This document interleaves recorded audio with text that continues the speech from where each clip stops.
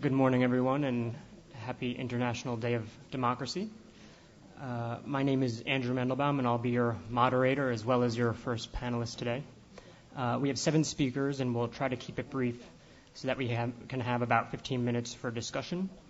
I have a timer on my phone, so I'll be monitoring the time of everybody very closely, so we'll try to keep it short. On behalf of my organization, the National Democratic Institute, and my colleagues on stage here, we'd like to thank all the members of Parliament for joining us, the hardworking parliamentary staff, and our gracious host, the Italian Chamber of Deputies, the UN and the IPU, and the Global Center for ICT in Parliament. On this International Day of Democracy, it gives me great pleasure to preside over this panel, which is intended to share with you a declaration on parliamentary openness. The declaration has been developed by a community of civic groups we've perhaps unfairly termed parliamentary monitoring organizations. And the truth is that these PMOs, which is short for Parliamentary Monitoring Organization, do far more than simply monitoring parliaments, as I think you will see. After listening to the presentations and discussions over the past few days, I'm very pleased to note that a number of parliaments already recognize PMO successes as being a function of their efforts as providers of parliamentary information, and I think rightfully so. Before passing along the microphone, I wanted to say a quick word about my organization, NDI, and provide a brief background on the declaration. I've also been entrusted to summarize the declaration's first content section. NDI is a non-governmental, nonprofit organization working to strengthen democratic institutions worldwide. We have offices in about 60 countries and work with political parties, parliaments, civil society organizations, and others to meet this objective. In addition to working with about 25 parliaments individually through bilateral programs, we have also collaborated with the UN, IPU, and others on the development of standards for democratic parliaments and parliamentary self-evaluation frameworks. Some of you may be familiar with those.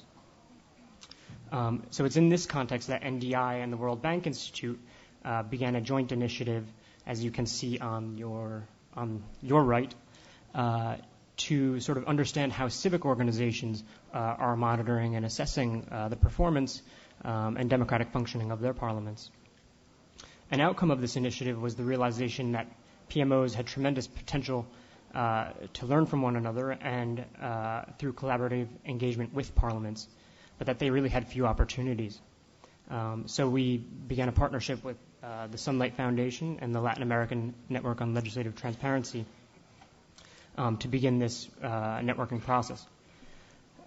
It also became clear through the research that parliaments and PMOs have had somewhat parallel discussions on issues of openness and transparency and citizen engagement.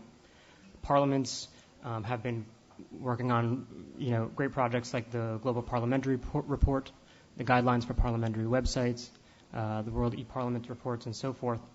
And the emerging PMO community was having its own conversations related to open data standards and tools to assess parliamentary transparency in their own countries. So the declaration is really intended to bridge this gap. As of last night, the declaration has the support of an unprecedented 87 organizations from 60 countries. It's also available in 9 languages, and we have printouts of 5 languages available for you here, hopefully in front of you in the proper languages. There's also additional copies outside. The declaration is a call on parliaments by the international PMO community, drawing on resources and good practices harnessed by both communities. And the goal is increased cooperation and renewed commitment to enhance parliamentary openness and citizen engagement. In addition to drawing inspiration from their efforts to monitor parliaments, the declaration is inspired by the Open Government Partnership. I don't know who's doing that.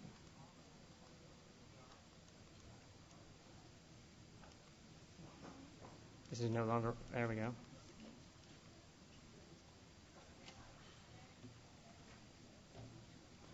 I'll continue.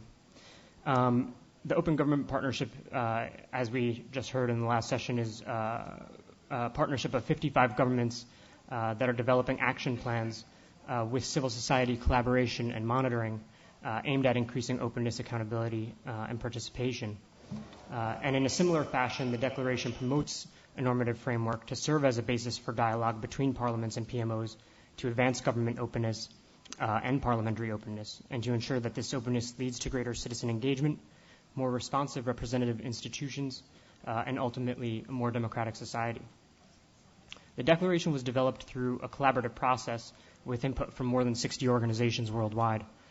Initially, it was discussed at a conference in Washington by Sunlight, NDI, and the LALT Network, and then in Paris at a conference by Regard Citoyen and the University Sciences Po. It was also available online for comment. In perusing the Declaration, you'll notice that it's aspirational in nature. Achieving all of its provisions all at once is not an easy task.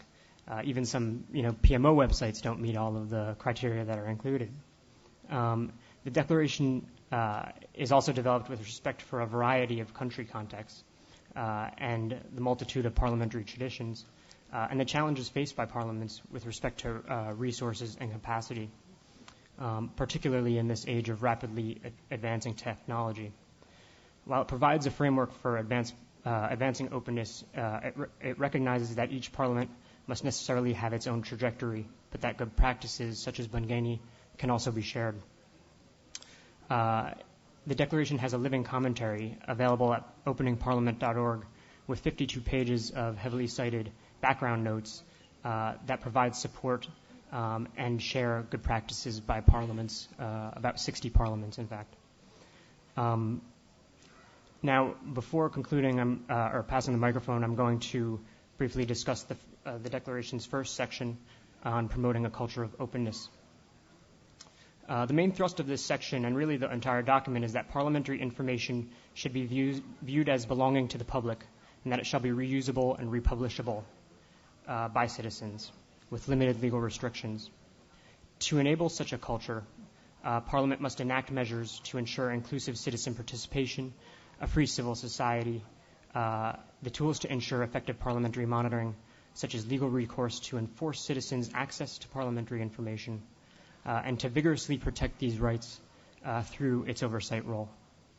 Parliament has an affirmative duty to promote citizen understanding of parliamentary functioning and share good practices, such as many of you are doing here. Parliament shall work collaboratively with PMOs and civil society and citizens to ensure that parliamentary information is complete, accurate, and provided in a timely fashion. Now I will pass the microphone to Maria Barón from the LALT Network.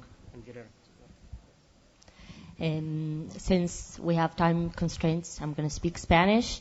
Buen día a todos. Mi nombre es María Barón. Soy de Argentina y presido la organización Directorio Legislativo y también la Red Latinoamericana para la Transparencia Legislativa, que está compuesta por 17 organizaciones de 7 países de América Latina. Y me toca a mí discutir el segundo capítulo y el tercer capítulo de la Declaración para la Transparencia Legislativa. El título del segundo capítulo es hacer que la información legislativa sea transparente, ¿no? Y si tuviera que resumir esto en 2 ejes, lo resumiría en primer término en que los parlamentos deben establecer en primer término una política para adoptar esfuerzos en relación a la transparencia. Esto significa políticas más de largo plazo. El colega de Malawi ayer dio un ejemplo bastante interesante en relación a la organización interna y a la planificación de la transparencia en la asamblea de ese país, y en realidad esto es para prevenir las políticas intermitentes y sin lógica y sin consensos. Además, esa política dentro de los parlamentos debe ser pública y debe ser consensuada entre todos los miembros. Eso en primer término. Y en segundo término, si tuviera también que resumir este capítulo, pondría que los parlamentos deberían publicar información sobre tres ejes, que son información de los representantes, básicamente, de ellos, de sus actividades públicas o privadas previas, información sobre sus equipos de trabajo, información sobre sus especialidades.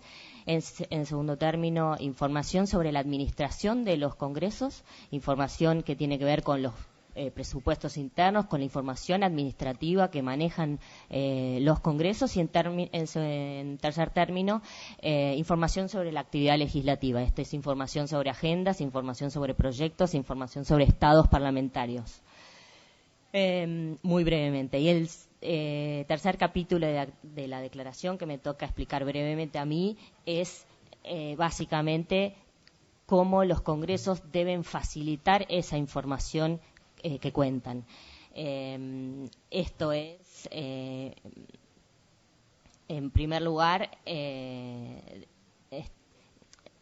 a través de distintos canales. Esto es facilitando los ingresos de los periodistas a los edificios del Congreso, a través de streaming de las sesiones, a través de permitir el acceso físico de las personas, de los ciudadanos a los edificios del Congreso.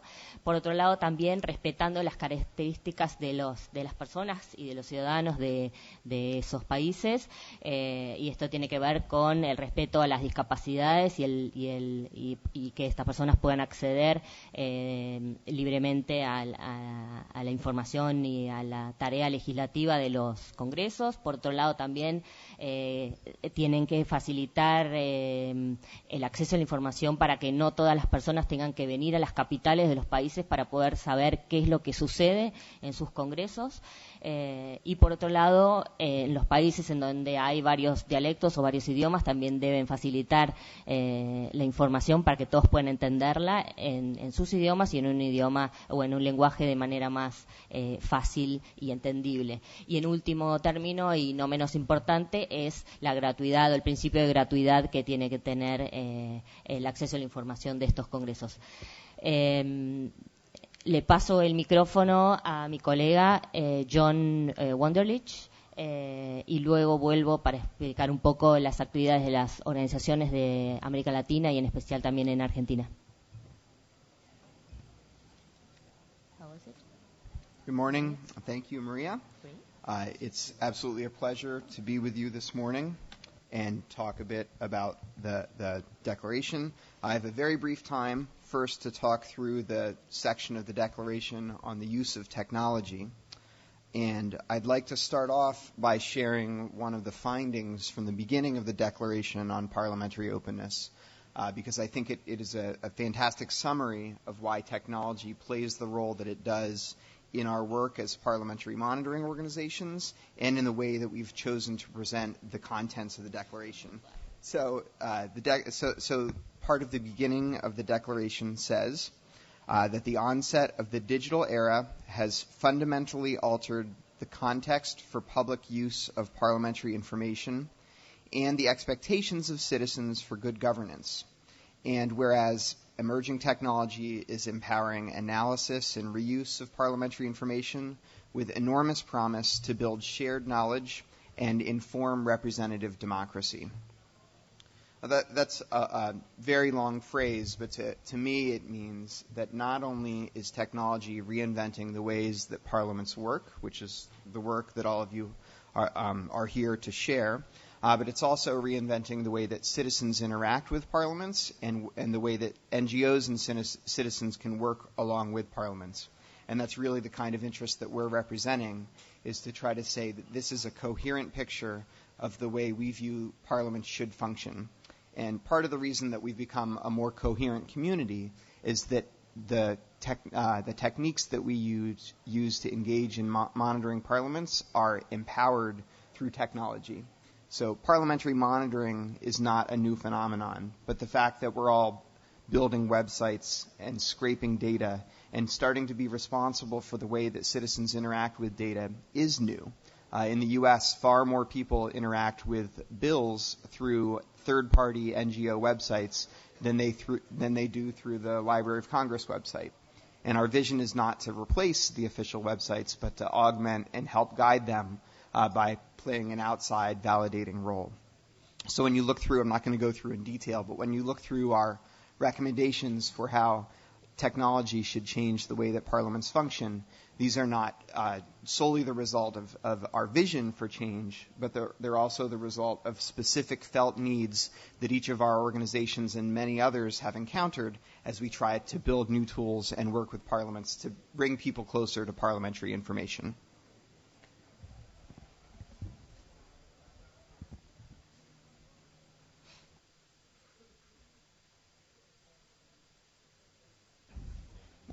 Hola.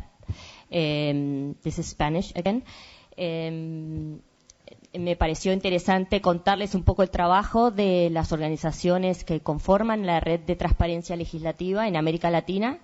La primera es la que presido yo en Argentina, y se llama Directorio Legislativo. En Argentina, quizás algunos saben, hay poca información sobre quiénes son nuestros legisladores y qué representan. Así que esta información esta organización desde el año 99 recolecta información sobre quiénes son estos legisladores de manera muy rudimentaria. Lo hacemos a través de un formulario que le damos a cada legislador, a quien corremos por todos los pasillos para que nos entregue esa información a mano, y esa información la sistematizamos en esto que ven acá, que es una publicación que se hace desde el año 99, y es decir que existen 7 porque lo hacemos cada vez que hay elecciones, y las elecciones son cada 2 años. Entonces, toda esa información nosotros creemos que tiene un valor académico y un valor histórico, porque esa información, si nosotros como organización de la sociedad civil no la recolectamos, esa información desaparece, porque los miembros de las cámaras no son miembros, por suerte, por toda la vida. Entonces, nosotros la sistematizamos dentro de un sistema que se llama Salesforce, en donde ponemos toda la información que tenemos de todos los legisladores desde el año 99, agregamos a esa información las declaraciones juradas patrimoniales y financieras de los legisladores, que también pedimos a cada uno de los miembros personalmente. Además, agregamos a esta base de datos los proyectos de ley, también las versiones taquigráficas, también la información sobre las redes sociales, Facebook y Twitter.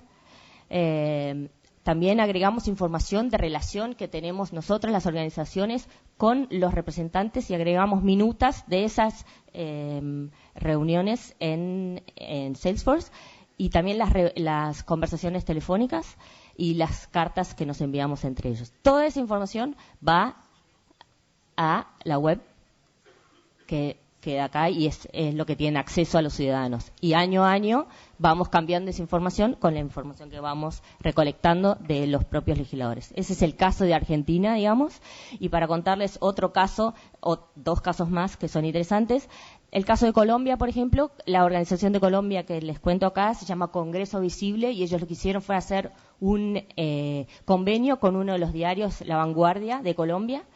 Y entonces toda la información que sucede en el Congreso puede verse en el portal de La Vanguardia, que es un sitio que tiene muchas más visitas que una organización corriente como las nuestras. Y Congreso Visible, por ejemplo, la semana pasada ganó el premio para el mejor sitio web de política y democracia en Colombia. El otro punto es con Curul 501, que es una organización en México que tiene un portal en donde los ciudadanos pueden comentar los proyectos de ley, pueden votar los proyectos de ley, pueden ver los proyectos de ley, y esto fue replicado en Perú, que se llama 131 Voces, y también en Argentina, que se llama Tus Ojos en el Congreso. Y después, por último, hay una organización en Perú que se llama Transparencia Perú, y me pareció interesante contarles, es una aplicación en Twitter que se llama Parliament Tweets, y que si uno sigue a Parliament Tweets puede acceder a todos los tweets de todos los legisladores a través de una dirección solamente. Así que dejo acá y agradezco por último a NDI, a Sunlight Foundation, obviamente a IPU y al Centro Global para las Tecnologías en los Parlamentos. Gracias.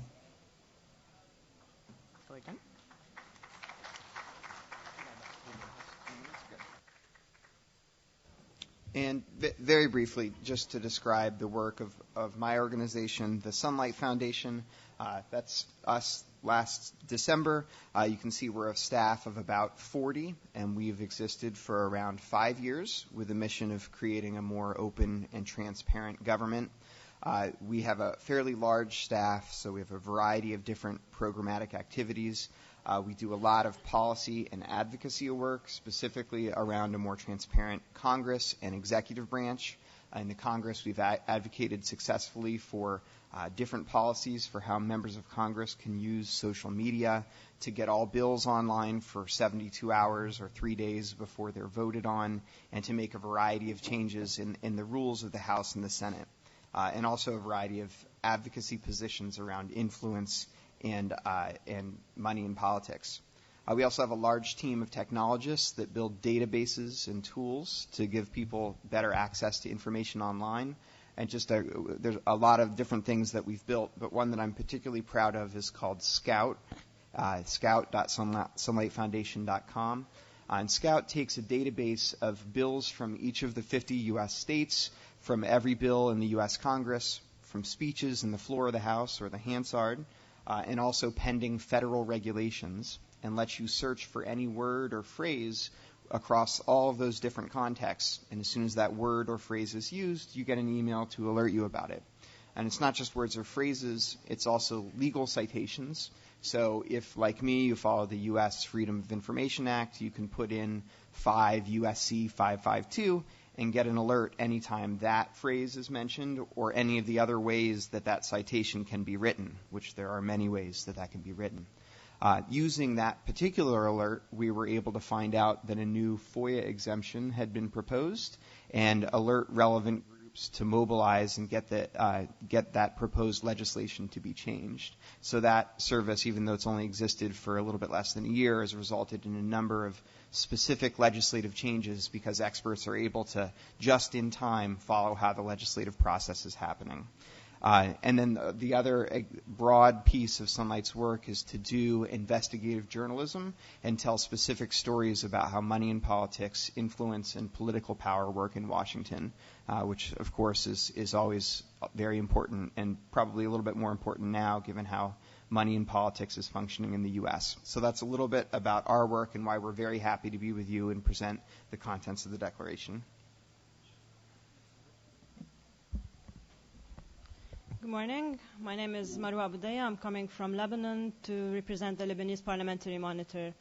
Lebanon is a relatively small country of around 4 million inhabitants, with 18 different religious sects who want to be politically represented. The country is highly divided, with highly politicized media, usually owned by the different political parties.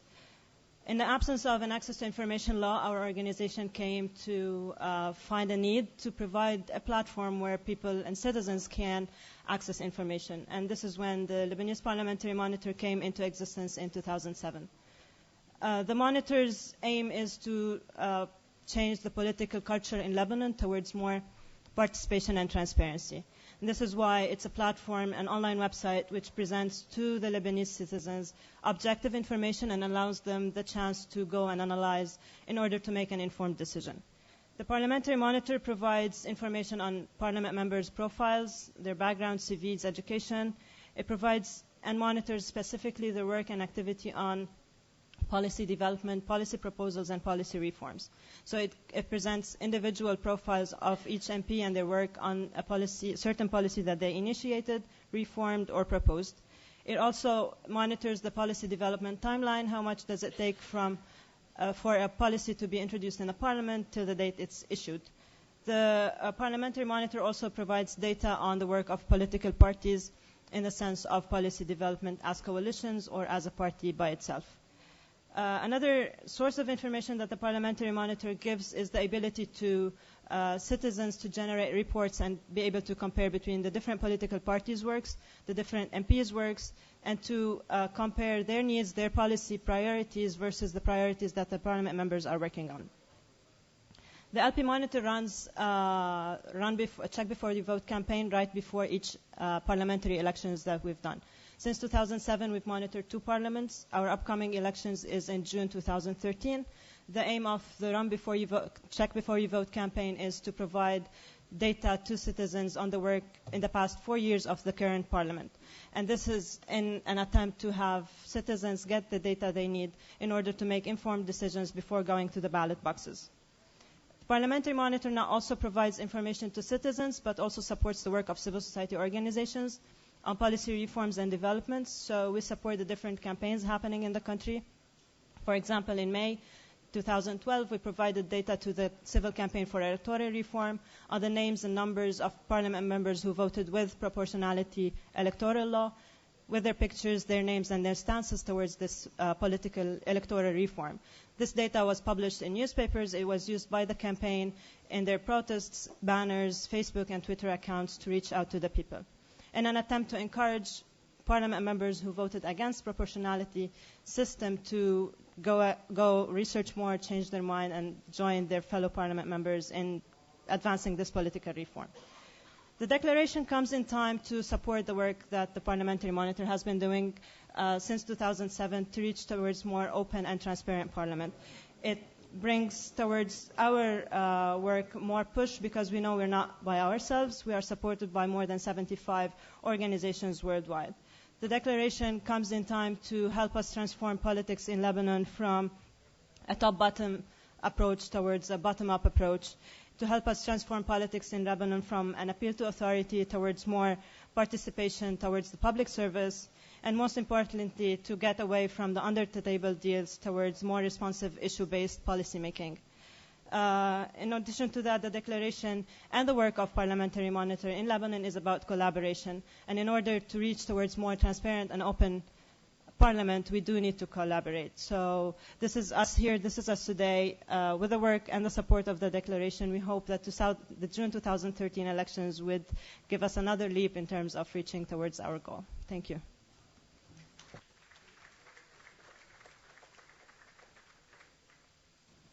Good morning. My name is Aline Penisi from Open Policy Italy. Given I have the honor to speak in the parliament of my own country, I will speak in Italian. Open Policy si occupa di monitoraggio parlamentare dal 2008, sviluppa strumenti per rendere le informazioni su politici e atti parlamentari che sono già pubbliche più accessibili, più ricercabili e più comprensibili ai non addetti ai lavori. La nostra piattaforma web Open Parlamento collega ed elabora dati ufficiali, creando valore aggiunto rispetto alla fonte originaria. Mette a disposizione di chiunque gratuitamente strumenti per seguire, per comprendere e partecipare a quello che viene proposto, discusso e votato. Open Parlamento non solo consente, ma sollecita la cittadinanza a intervenire quotidianamente nei lavori del Parlamento italiano. Al suo avvio Open Parlamento ha segnato anche un piccolo passo verso una maggiore trasparenza, pubblicando per la prima volta in Italia informazioni sulle assenze dei parlamentari. Oggi Open Parlamento ha più di 20.000 utenti registrati, le sue analisi vengono riprese dalla stampa e ha acquisito anche una certa notorietà a livello internazionale. E questo perché su Open Parlamento ogni giorno le informazioni sulle attività di Camera e Senato vengono estrapolate dai siti ufficiali per ricavarne dati solitamente sconosciuti e difficilmente consultabili per chi non è esperto del procedimento parlamentare. Collega queste informazioni tra di loro, le rielabora, le presenta in una maniera più vicina all'esperienza delle persone ordinarie, rendendole così di fatto più trasparenti. Gli strumenti di Open Parlamento consentono di seguire passo dopo passo le attività di un singolo parlamentare o di un atto legislativo. Tramite la funzione Monitora ti aggiorna in tempo reale, via web o via email, sugli argomenti e sui parlamentari che interessano a te. Puoi anche esprimere la tua opinione sulle proposte, sui voti, le decisioni che sono prese in Parlamento e aggiungere al dibattito di informazioni, ad esempio sulle dichiarazioni che i politici fanno alla stampa. Questo progetto è certamente possibile per la ricchezza delle informazioni che sono oggi presenti sui siti ufficiali del Parlamento italiano, ma soprattutto grazie all'investimento umano e di risorse di un gruppo di persone che in maniera volontaria con forte motivazione, ha voluto sperimentare un nuovo paradigma nella relazione tra rappresentanti e rappresentati, applicando in maniera innovativa le tecnologie della rete. In alcuni casi le istituzioni ci hanno seguito. Il Senato, per esempio, ha messo a disposizione sul proprio sito dati di riepilogo sulla presenza al voto dei senatori solo dopo quelli pubblicati da Open Parlamento.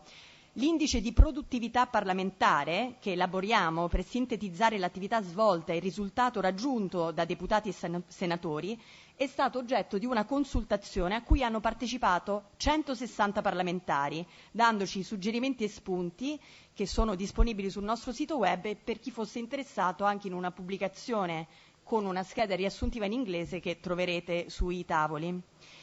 Che vi sia dunque uno spazio per la collaborazione fruttuosa tra istituzioni e organizzazioni della società civile, il mondo open data, open source, è provato dall'esperienza di Open Policy ed è stato evidenziato anche in molte sessioni di questa stessa conferenza. Tuttavia un passo ulteriore è necessario per rendere questo tipo di sforzo sostenibile e per consentire a una pluralità di organizzazioni, non solo la nostra, in Italia e nel mondo, di sperimentare nuove forme di trasparenza e di partecipazione. È per questo che la dichiarazione sull'apertura parlamentare lanciata oggi è attuale e importante, formulando 44 richieste puntuali e realizzabili per rendere davvero pubblico e più accessibile ai cittadini ciò che succede in Parlamento, e vale anche per l'Italia.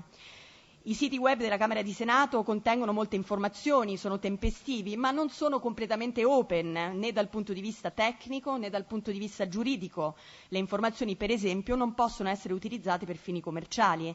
Pregevole l'iniziativa dati.camera.it della Camera dei Deputati, che invece è open e ha svolto un incredibile lavoro per rendere accessibile al pubblico moltissima documentazione storica di grande rilevanza, ma questa iniziativa oggi non è ancora integrata al sistema ordinario di comunicazione della legislatura. I dati non sono tempestivi né sufficientemente dettagliati in termini di presenze, atti e voti. La dichiarazione ricorda che una piena trasparenza dell'iter legislativo implica piena pubblicità di ciò che viene discusso, di chi era presente, di come si è votato nelle commissioni.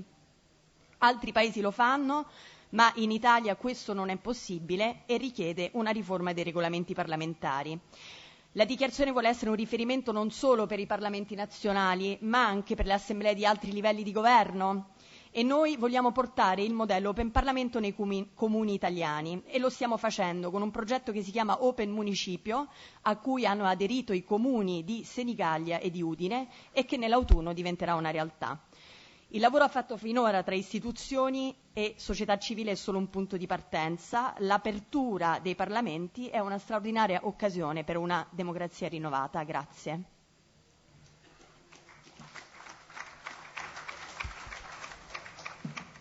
Good morning. I'm Anna Cisłowska from Poland, and I would like to tell about Association 61, which is neutral, non-governmental organization, which provides the web service called mamprawowiedzieć.pl, which means I have the right to know, where we inform citizens about public officers. We deliver information about professional experience, political views, election promises, and votes of members of parliament, Polish members of European Parliament, and candidates for all public functions. We present two kinds of information. First, parliamentary data, and the data gathered by our team in researches and questionnaires. Always before election, we ask candidates a set of questions about their political views and goals for the term in the office. And we deliver this information to the citizens to make it possible for them to make more conscious decision. So we are talking about ourselves that we are a kind of vote smart project. During 6 years of our activity, we received 2,000 answers for our questionnaires. We also present a database of about 1,000 key votes, biographies of about 800 members of parliaments of 2 terms in the office, and promises of about 200 members of parliament, which is quite a new project. We also analyze all the collected data and compare it with some external sources of data and prepare reports on some key issues regarding democracy and functioning of the state. In Poland, we have the access to the public data mentioned in the declaration. It is quite a good situation. We can find almost all data on the parliamentary website, and due to cooperation with the IT office of the Chamber of the Deputies, which provide us all the data which are accessible in XML formats. But of course, there are still some things to improve. For example, we do not have a digital format of financial statements, which means that our organization have to transcribe over 3,000 handwritten documents every term of the office, which is the work for about 100 people. Another problem is that citizens don't have the access to the recording of subcommittee sessions and do not have access to voting records from the committee sessions. So we hope the declarations help us in improving this access to the information. Okay, and to conclude, I would like to stress the crucial role of Parliament in presenting the public data.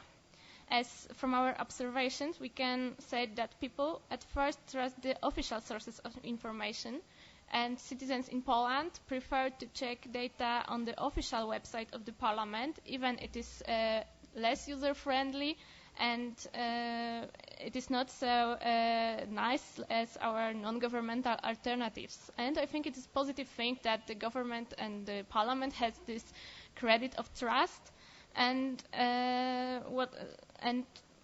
if, of course, we can share the responsibility of delivering the information and educating society how to use it, it is, for us, it should be the responsibility mainly of Parliament, because the citizens trust to them. And the role of monitoring organization in the ideal world shouldn't be transcribing handwritten materials, but rather to analyze them, to look for some interesting things, deliver this information to the public, and deliver additional information. We do not want to make the job of the public institutions. That's all. Thank you very much.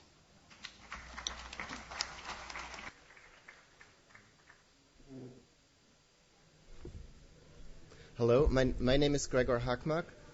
First of all, thank you for inviting us here at the Italian Parliament. It's a great honor to speak in front of so many parliamentarians from all over the world. I'm very sorry that there's no one from Germany around, but I think it's because of Budget Week, which is the most important week, and everyone wants their money to pass through Parliament, so they apparently couldn't make the way to Rome, which I really regret. So, but anyway, we are a website called Parliament Watch. And what we do in Germany is that we enable citizens to ask public questions to their members of parliament. We exist since 2004, and now we cover the Bundestag, the federal parliament, the European Parliament, 8 out of 16 state parliaments, and 52 communal parliaments. And what we do is very simple. We give citizens the ability, the capacity to ask a public question. You submit it via Parliament Watch, and then you receive a public response.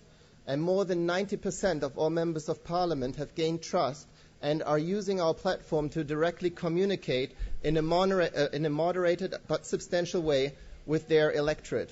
So what we do, we read through the questions to make sure that it's not an insult, it's not a private question. Members of parliament tell us that they consider us the best spam filter they can wish for, but they also know that critical questions, of course, are allowed, and that they are very significant when they are published on the platform. Because the platform is integrated in the main media websites, 3 national media websites, more than 50 local websites. We have at the moment collected more than 130,000 questions and more than 110,000 answers. But don't worry, whenever Parliament Watch is coming to your country, it's about 10 on average per month. So that's very handleable, very, very easy to handle for every member of parliament. We're supported completely by civil society in Germany. We have almost 1,300 citizens who support us every month with a donation of 10 to 15 euros. In addition, we have about 100 online donations. So that makes us very independent from any other big player or organization. And we have partner projects now in Austria, Luxembourg, and we started in Tunisia 2 days ago. So I'm just coming from Tunis, where we presented the project to the media there, and it's covering the National Assembly. And they will also have the Q&A opening up very soon, namely when they start discussing their constitution, which is due on October the 23rd. Because at the moment in Tunisia they don't have a parliament, they have a national assembly to work out a new constitution after the revolution. Why are members of parliament participating? It's a direct way to participate. It's not filtered by the media. It's their own words, and they reach a wide audience because it is featured in the media. But also we have a competition among members of parliament. There is a ranking, how many questions you get, how many answers you give. And as you know, no matter what rankings, politicians always want to be first. And that's the same on Parliament Watch as well. And once a year we also give out school grades. So like when you have a response rate of more than 90%, you get an A, more than 80% you get a B, more than 70% is C, and so on. But in Germany, the members of parliament are doing pretty well. I mean, like more than half of them, more than 300, scored A this year, and there's only 50 left that have an F. Unfortunately, among them is also our chancellor, which doesn't really want to commit to anything, so she's not using our platform, but our Minister of Finance and the other ministers are. So she's getting, the heat, the pressure is really increasing because we've got federal elections coming up next year, and no one really knows whether she's going to stay chancellor or not. But of course, there's a lot of discussions, a lot of questions on the euro crisis. People want to know what's going to happen, with the taxpayers' money. And so the platform is heavily used, and it's really engaging citizens, especially young people, but not only. So thank you very much. That's from Germany, my greetings. And I'm looking forward to the discussion. Thank you.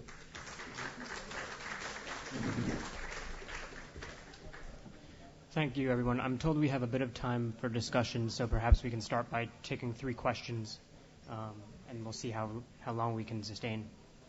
Please.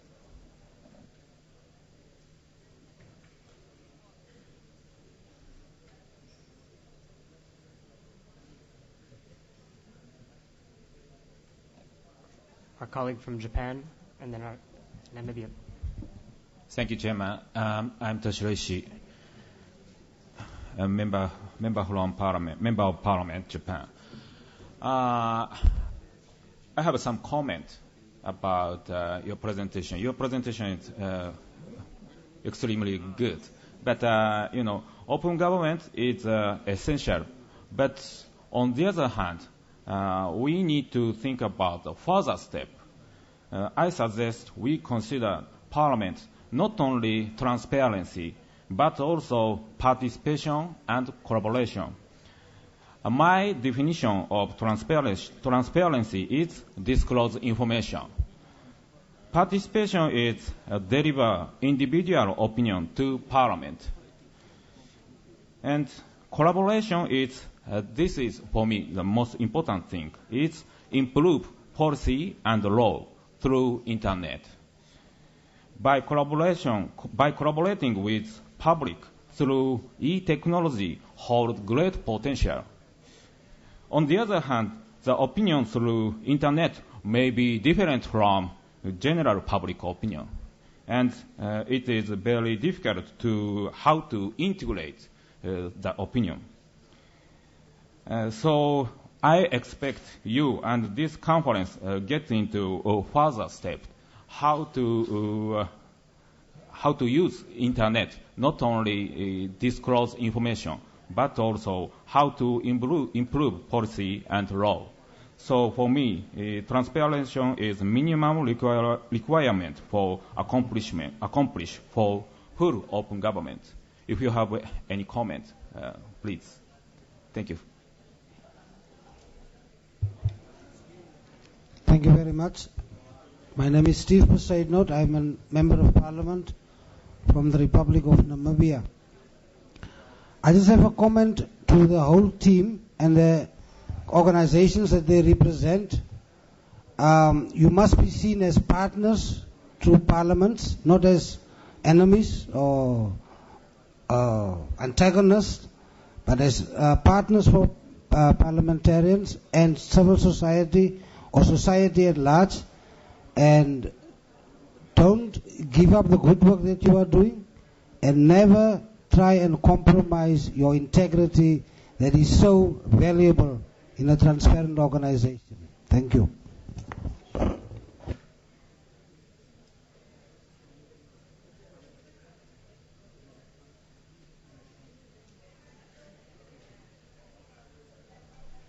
So, okay, thank you for your attention and also for maybe reminding us something important that is part of our main message. As someone already said, I think it was John, lots of the third-party use of information coming from the parliament is in fact beneficial to the parliament itself. In a country like Italy, for example, most people only know maybe 10% of the parliamentarians, the big politicians who are on TV. Only they look at politics, they are engaged in understanding the public debate only maybe during the elections. And so all this work we do is not only to look and check. It's not about accountability. It is about of bringing people closer to what is the debate. I think that this is a relevant part. We're interested mostly in the participation. Transparency in technology is a means to be able to increase it.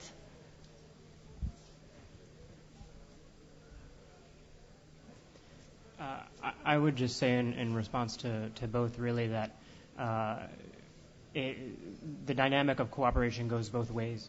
And I've seen many instances in which an organization will begin to monitor parliaments and they'll try to engage parliaments from early on in order to ensure that members and staff have a good understanding of what they're trying to accomplish. And oftentimes, or too often, they feel that it's hard for them to get Parliament's attention until they actually have a product and, it turns out that Parliament isn't, or some people aren't doing so well in particular areas. So that presents a challenge. That said, I think there's a growing number of organizations within the community who recognize the value of collaboration, are attempting to do so more and more. It's not even across the board. There's still many instances in which organizations are operating in a more antagonistic rather than cooperative way. But I think it does go both ways. And if I can say on your point about collaboration, I absolutely agree. And I think a lot of us are focused on finding opportunities when we can create productive collaboration. Anytime we have the choice, we want merit and maybe more importantly clout and political power to come from public consensus and dialogue rather than secrecy. And that's a very complicated, difficult problem. But if public websites and NGOs can play a role in bringing merit to somewhere closer to public dialogue, even a little bit, then that would be a great success for us. And that's why I think projects like Gregor's very successful Parliament Watch in Germany are setting a great example for us to emulate, because lots of people have tried things like that, and rarely are they as successful as what he's done. Just one quick comment also. Definitely, I don't know, someone mentioned it. It's a challenge to work with parliaments. Sometimes you can, sometimes you can't. And it's, we always face the situation that we can work with representatives from minority parties. It's an incentive for them, I don't know. And it's more difficult to work with the majorities. And so, yes, it's a very strong challenge that we face every day, but I think at least the people that we work with as a community, this 30, 40, 50 organizations, we try to accomplish that. Question from Indonesia, sir. Thank you very much, Mr. Chairman. I'm Tantowi Yahya. I'm a member of Parliament from Indonesia. I would like to underline what was said by Ms. Aline Penisi from Italy. I think what you were saying is very interesting. Not a great number of our citizens are pretty aware and have a great knowledge on what is happening in our parliament. Like you said, what happened in Italy is pretty much the same with what happens in my country.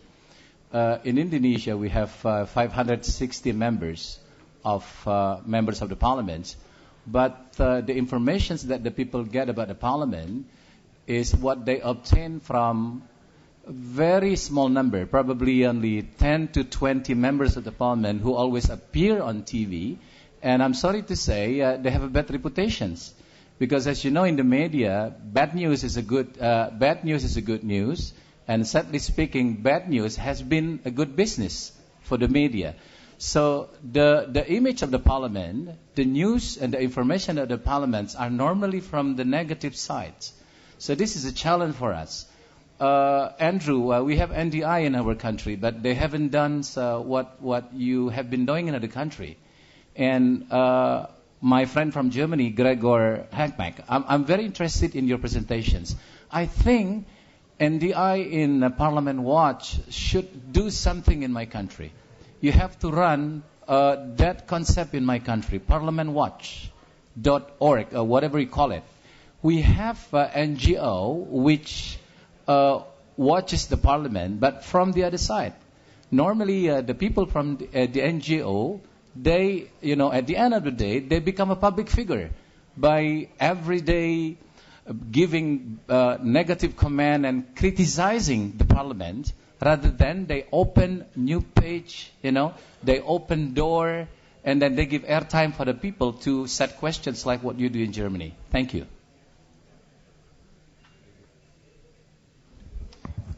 Well, maybe in direct response. I mean, you're right. I mean, we try to fight the prejudices people have against Parliament because they're influenced by bad news and media that they get on TV, etc. But on Parliament Watch, the principle is different. Everyone can answer questions. And actually, it benefits those that actually do parliamentary work. And they're not on the TV shows, but they actually respond to citizens. They do their work. They actually bring initiatives to Parliament, and thus they fight the prejudices against Parliament. So that's why it's very important, and we are very supported by lots of members of Parliament, because the majority of members of Parliament, they don't have access to the mainstream media, and this is a great way for them to communicate directly with their electorate in a very constructive way. Yesterday, for instance, there was the member of Parliament who was interviewed on a TV station. And he's a no-name, he's a backbencher, but he scored highest with on Parliament Watch. And so he could explain his work, and he got exposure also to main media. So this is sort of reinforcing itself. And regarding the partnerships, I mean, we would always partner with a local organization. For instance, in Tunisia, we're partnered with Al Bawsala on the project Masad.tn. So local projects have their own name, so they're really embedded in the country, and they have to be local activists out of the transparency movement to run the project. What we do is we train them, we help them to set up the project, we share the experience, and we work in a network to support each other and to share best practice from all countries. And you're very much invited to spread the news or the word about the project. And we are very excited of, welcoming new countries and new partner organizations into the Parliament Watch network. Thank you, everyone. We appreciate your patience and your listening to us. Unfortunately, we have to close now, but we look forward to discussion in the hallways here. Thank you.